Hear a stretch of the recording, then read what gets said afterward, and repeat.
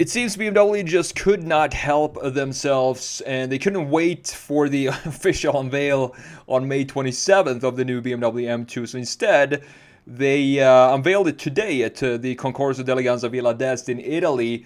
Just sort of a quick launch of it, not the official unveil. We can definitely see what it looks like here. And they're also unveiling the speed top concept, which we're going to talk about in a different video.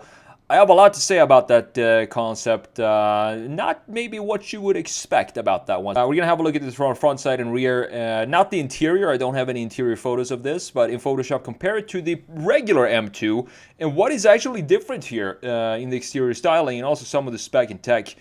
Before jumping into Photoshop, let's quickly have a look at this Car Scoops article. It's not going to be a very long video of this because it's not the official unveil just yet, but we can see what we have so far. BMW's new M2 CS brakes cover. And yes, this ducktail right here is in fact real, and I love this ducktail. What a magnificent piece of design in the rear end. It's expected to offer less weight and more power than its bigger sibling, the M4, which is crazy to think about. The M2 is probably, the C is going to be faster than the M4. Crazy. 3-liter 6-cylinder makes around 525 horsepower, up from the standard M2's 453. Quite a bump. You also have less weight in the CS. BMW is holding back full specs until Tuesday next week, but as we noticed in our scoop below, the headline here is simple: more power, less weight, up to 525 horsepower. Now it adopts a massive CSL-style ducktail spoiler molded into carbon fiber reinforced trunk lid, plus a set of chunky bronze wheels. And these wheels are some of the, if not the best wheels you can get for a brand new car in 2025 are these bronze wheels that we have. I reviewed I do believe it was a manual M2 about a year ago in white with the bronze wheels, and it just looked so good. What a spec that was. So you also have these wheels now wrapped in wider, stickier rubber. The front fascia also gets a distinctive treatment, a unique kidney grille design that drops the usual slats entirely, save for one horizontal bar right here. You can barely see it, but we do have one horizontal bar here in the middle, through the middle of the grille. The rest of the front bumper is equally aggressive with large air inlets that follows the same pared down aesthetics.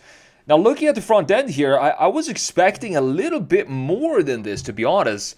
I can't really tell the difference from a front view of the CS compared to the regular M2. I think they had this is a missed opportunity to redesign these intakes here, for example, have them have a little bit more angle like this to have be in line with this angle here, for example. They could have done something much cooler than this, in my opinion.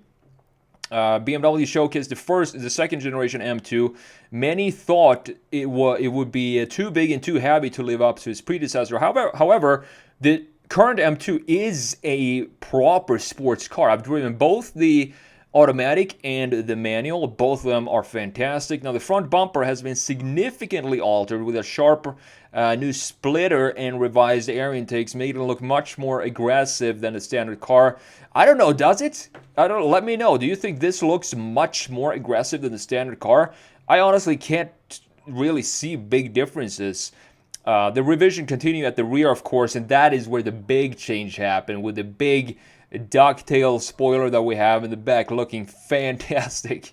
You have a large lip spoiler and slightly different bumper and diffuser as well. Like the standard car, power comes from the 3-liter twin-turbo 6-cylinder. As we talked about, 525 horsepower, around that number. We're going to have to wait and see until Tuesday next week. That makes it more powerful than the M4 competition with its 503 horsepower.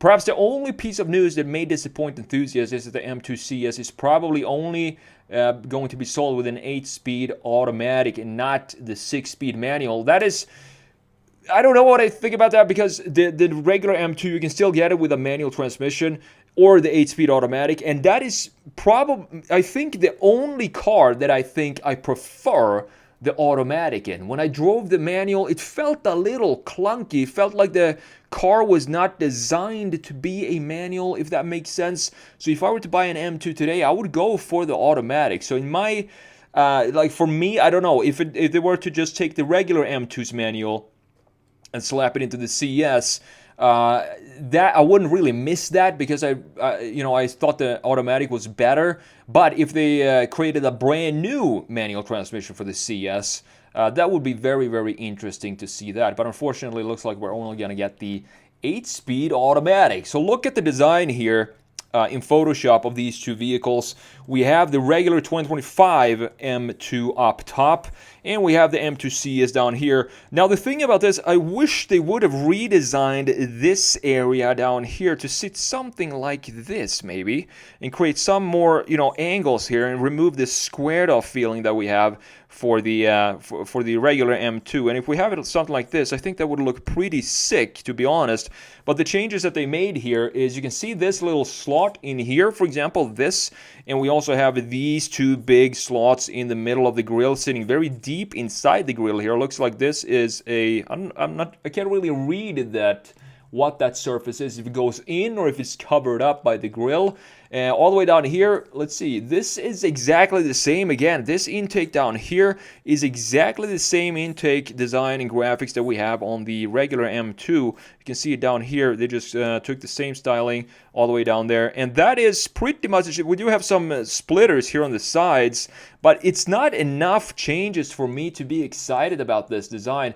Another detail I wanted to see is just to have some sort of body color piece down here at the very low point to create a baseline for the lower section of the M2. If we just add that, if we just add this right here, a baseline that is body color, I think that helps this design so much to have that in the lower section, because now what if we don't have that, what it does to me is it feels like this graphic right here, the black graphic, is just hanging down without any sort of support. This here, I want to have some sort of support underneath this black intake in the front end. Now it's just crashing. It doesn't have anything to hold it back up in the front end. Now looking at the side view, of course, the 2025 wheel design looked great as well. However, these bronze wheels down here, just fantastic looking wheel designs compared to the stock ones. Even though the stock ones are still some of the best in the business right now, in my opinion. The proportions when this first came out, I thought the hood was way too long,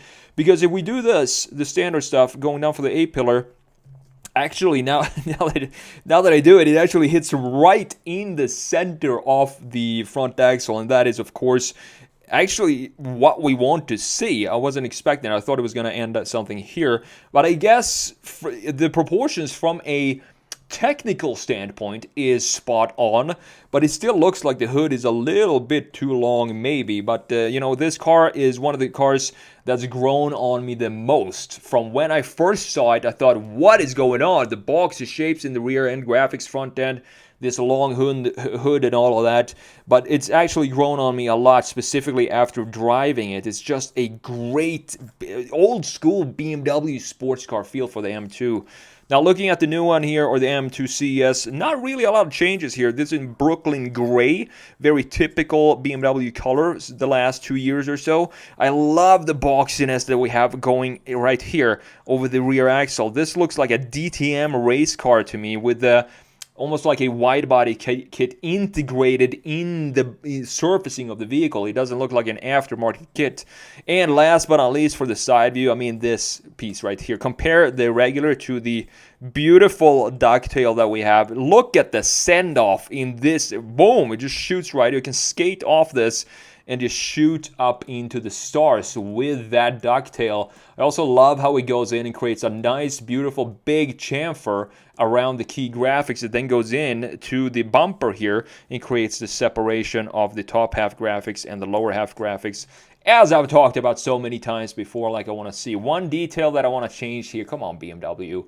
It's not a very hard thing to do. Just slap the same. And now we have 20s in the back. I do believe these are 20s. And we have 19s in the front end. Just do this.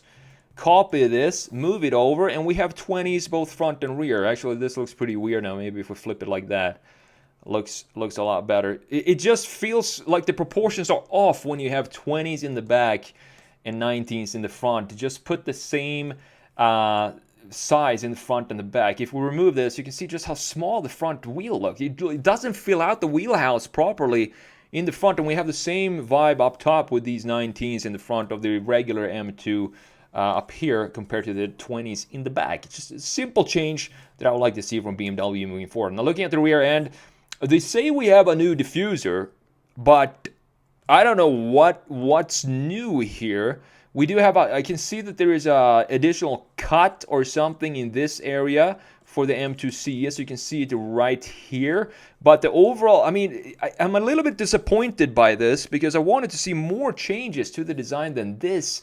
It doesn't feel special enough, but what balances that out is, of course, this big ducktail that we have in the back. I think this just maybe I can forgive BMW for not making huge changes to the vehicle because we still have, of course, this massive ducktail in the back, which I think is one of the coolest design features on any current BMW, if not the coolest. The taillights still look like they sit a little bit too low for me. They sit like they're dragging down. I want to push them up a little bit, maybe have them be cut off here so I have body color up until this area, something like that, and redesign the taillights just a tad to make them a little bit more dynamic. But other than that, as I said, this is a vehicle that's really grown on me. I like the BMW M2 design, even though we do have all these static feelings and boxes that we have going all around this this vehicle.